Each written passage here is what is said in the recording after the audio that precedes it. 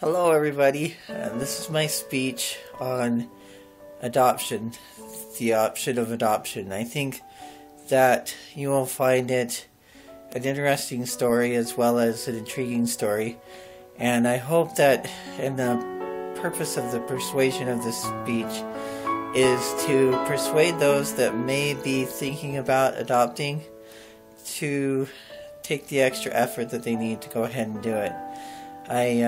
I've been there and then been through that mindset before and understand how difficult that it could be to face infertility, as especially an LDS member where we are taught to have families and to have large families, and you want to have large families, and then when all of a sudden you're placed in a situation where you can't on your own, you almost don't know what to do, and there's a certain kind of very traumatic feeling that you go through when you face those kinds of challenges, especially as my wife and I did when we first got married, and we had been expecting for about 3.5 months and then had a sudden miscarriage where we even got as far as hearing the heartbeat. It can really tear your heart out, but the main thing about adoption is that there's hope.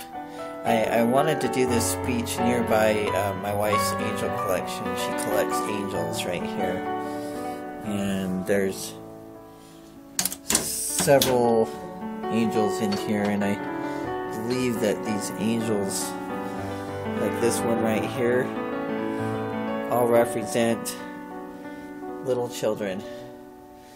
They represent little children that maybe didn't make it to Earth, and they represent the little children that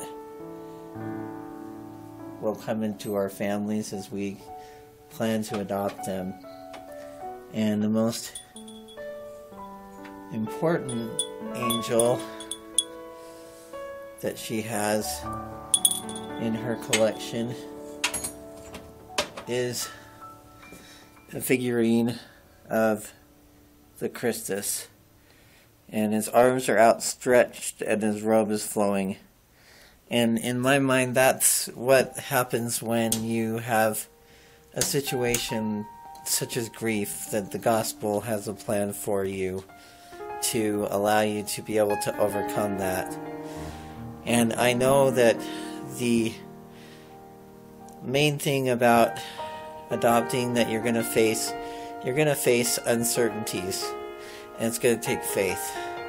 For those of you that are afraid of uncertainties and afraid of faith, there's also over here, I have a picture on the wall, and it's, if you can see that, it's a picture of a temple, the Salt Lake Temple, and that happens to be the temple that we were sealed to our son in. And the temple represents to me where your eternal families are going to be sealed, and for me it also represented a finalization of a long adoption process that you didn't know what was going to happen, but when you went to the temple, you knew that everything was going to be okay.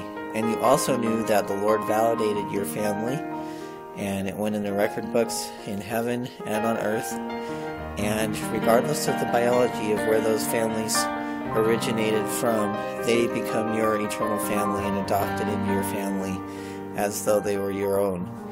Now, this is interesting because on talk show hosts and radio shows, you hear the radio host often, like Dr. Laura, for example, will get callers that will be upset that they are maybe placing a baby for adoption and don't understand that the biology is the only thing that matters. And that is not the case at all.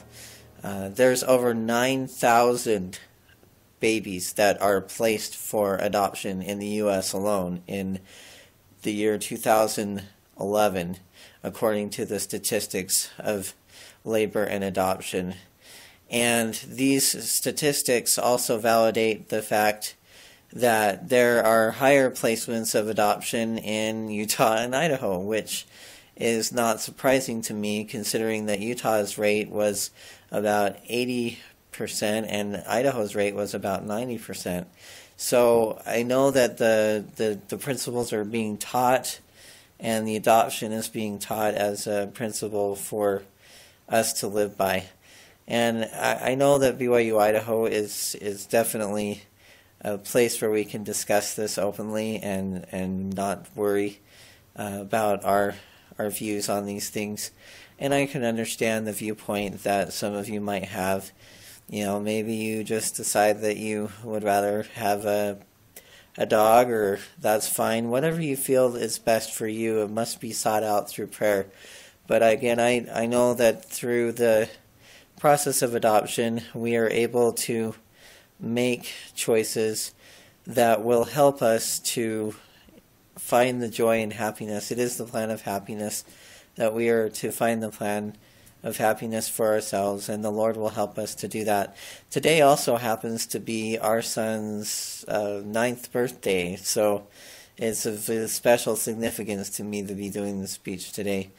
And there are, I believe, several hundred LDS family services. I couldn't get an exact number on that as I looked it up throughout the United States. They will have you to have a minimal investment based upon a % of your income, kind of almost like the tithe is. It's like about a 10% basic subsidy fee of your total income from your last year's tax return. So if you maybe have had a low year that year, it might be a good year to do it. We had a really good deal when we went in for the adoption process with our son, and it was also reimbursed by our amenity credit. If you don't know what the term amenity credit is, a lot of your health insurance programs will actually have a program where they will pay you a portion back. They will give you a certain portion of, like, as an example, maybe $3,000 benefit in your insurance. You pay it out front, and then you get a reimbursement check for that amount. And that is great. The other benefits are there's no labor pains, there's no weight gain, and best of all, you do get the baby usually at a day old. If you want to go for an older adoption, you can do that. They also have non-disclosed or private adoptions. We actually met the birth parents. They don't require you to do that, but you can do that as part of the birth process. It helps them to solidify in their minds that you're the right choice for them. And the process is different for each family. Resource to go to is ldsfamilyservices.com. They have several links about questions about what to do and paperwork. And I know that this is including some informative as well as persuasive material in it, but I feel it's pertinent to the subject at hand. And I'm going to conclude with a video and some music that I put together. Wrote the music and put together the video. It's a video about my own family, and I hope you enjoy that as an ending to this speech. And I hope that it will give you an opportunity to think about possibly adopting in your own life.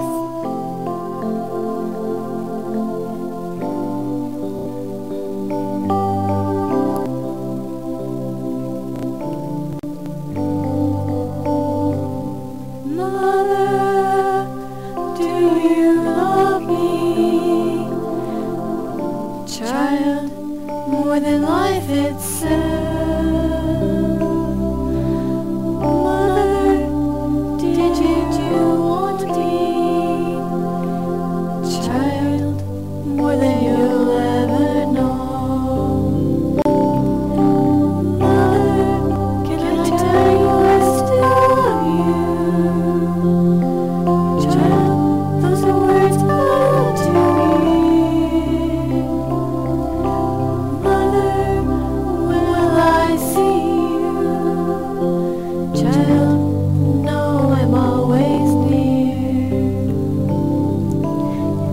Maybe I made this mistake, 'cause it's the only way I see that even with all I've done, God still has love for me.